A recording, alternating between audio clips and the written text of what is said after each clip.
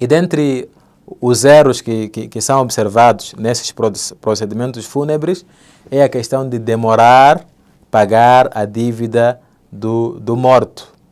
Pagar a dívida do morto ou cumprir com o seu testamento.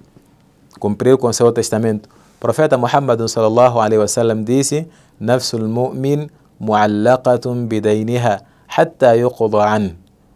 Quer dizer, a alma do crente fica pendente e pendurada, pendente com a sua dívida, até que seja paga.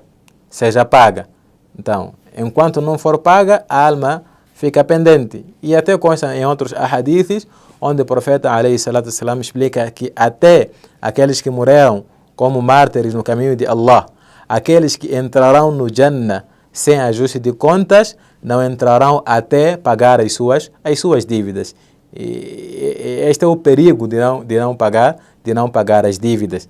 Então, é necessário, logo que se certificar a morte, apressar-se em pagar as dívidas e cumprir com o testamento. E também importa aqui realçar a questão da herança, porque muitas das vezes as pessoas que têm direito à herança são privadas. A mulher, por exemplo, vem os familiares, a mulher é arrancada a casa, são arrancados todos os bens e os filhos e as crianças ficam assim ao relento. Isso é um erro grave. E este indivíduo deve saber que esta riqueza que ele está a levar é uma riqueza que foi adquirida de forma injusta e está com ela a encher a sua barriga de fogo do Jahannam. Então, é preciso pagar a dívida, assim como cumprir com o testamento e fazer a divisão correta da herança. E dentre os erros e as inovações que o profeta sallallahu alaihi wasallam proibiu nos procedimentos fúnebres é a questão de tomar as sepulturas como locais de salat e adoração, ou construir mesquitas sobre as sepulturas. Ou enterrar os mortos nas mesquitas. Tudo isso é um erro grave. Ou fazer das sepulturas como locais de adorações. Algumas pessoas vão para a sepultura fazer pedidos ao morto por aí, que fazem os seus duás diante de uma campa. E, às vezes, quando uma pessoa santa, piedosa, um conhecedor, um alim morre, as pessoas constroem um templo sobre sua sepultura, ou vão enterrar a ele na mesquita. Então, na mesquita não deve ter nenhuma campa, nenhuma sepultura. Isso constitui um erro. O profeta alayhi salatu wasalam disse: Ala wa inna man kana qablakum kanu yattakhiduna qubura anbiyaihim wa salihihim masajid. Que por certo, os que passaram antes de vós costumavam fazer das sepulturas dos seus profetas e dos piedosos como locais de adoração, como mesquita. E algumas pessoas até fazem isso na campa do profeta alayhi salatu wasalam. Isso é um erro. Não se pode fazer dua na campa do profeta, nem de qualquer outro profeta. Aliás, o único profeta que conhece-se a sua sepultura hoje é a sepultura do profeta alayhi salatu wasalam, e nem é permitido fazer dua lá. Algumas pessoas vão lá, começam a fazer os seus duas diante da sepultura do profeta alayhi salatu wasalam, e isso é um erro grave. É um erro que tem a ver com a crença, que pode ser considerado como idolatria. Então, o Nabi alayhi salatu wasalam disse: Ala fala tattakhidhu al-qubura masajid inni anhaakum an dhalik. Portanto, não façam das sepulturas como mesquitas e locais de adoração. Eu vos proíbo disso. Então, o Nabi alayhi salatu wasalam proibiu essa prática de fazer das sepulturas como locais de adoração, ir fazer dua nas sepulturas, nos cemitérios, ler o Coran, ler Yasin nos cemitérios. Tudo isso não faz parte da sunna, assim como acender velas e tudo mais, não faz parte da sunna. Consta no hadith do profeta alayhi salatu wassalam, onde Jabir radiallahu anhu disse: Naha Rasulullah sallallahu alaihi wasallam an yujassasa al-qabru wa an yuq'ada alayhi wa an yubna alayhi. Nabi alayhi salatu wassalam proibiu que as sepulturas fossem construídas ou fossem rebocadas ou sentar sobre as sepulturas. Então, aquela construção que são feitas nas sepulturas, hoje, infelizmente, as sepulturas são erguidas, são construídas, são colocadas ali o azulejo em mosaico, como se fosse um quarto. Tudo isso o profeta ﷺ proibiu. Não se pode construir, não se pode rebocar e não se pode sentar ou parar por cima das sepulturas. E muitas das vezes, quando vamos ao enterro, não temos observado isso. Temos visto que por cada enchente as pessoas começam a andar por cima das sepulturas, caminhar por cima das sepulturas, e isso constitui um erro. O profeta ﷺ proibiu. E na narração de Imam Tirmidhi, ela acrescenta o profeta ﷺ proibiu que fosse escrito sobre as sepulturas.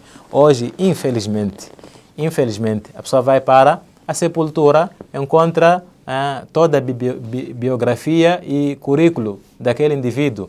Fulano, filho de fulano, falecido no dia tal, nascido no dia tal, causa tal, alcançou o doutorado em área tal. Tudo isso faz parte de bid'ah. Lá é justo. A única coisa que o Islã recomenda é apenas de colocar alguns blocos como sinalizadores apenas, que é para, quer dizer, nas extremidades coloca um bloco nessa extremidade, o outro na outra extremidade, que é para as pessoas terem um conhecimento que ali tem uma sepultura apenas. Este é assunto. Agora, aquela questão de colocar placas que tem a biografia do Mayyit, lá é justo, não é permitido. Não é permitido no Islã. No entanto, se as entidades responsáveis pelos cemitérios obrigarem que seja escrito ou as sepulturas sejam enumeradas, não há nenhum problema. Que é para maior controle e reconhecimento também, não há nenhum problema. Mas é só enumerar que esta é a campa número 50, esta é a campa número 51, esta é a campa número 52. Se as entidades responsáveis por isso, quer dizer, obrigarem, então não há nenhum problema. Mas não se pode escrever, não se pode colocar placas de biografia, nem construir, nem colocar azulejo. E outro bid'ah que é verificado aqui é a questão de colocar rosas e flores nas sepulturas, nas campas. Colocar rosas e flores nas campas. E algumas pessoas, se calhar, se apoiam ao hadith onde o profeta ﷺ passou por uma sepultura. Então ele partiu um ramo de uma árvore que tinha lá uma flor e colocou naquela sepultura e disse que ele está a ser castigado, e eu espero que enquanto esta flor estiver viva, estiver a fazer tasbih para Allah, Allah subhanahu wa ta'ala irá reduzir o castigo. Então, os nossos ulamás explicam que isso é uma das especificidades do profeta alayhi salatu wassalam.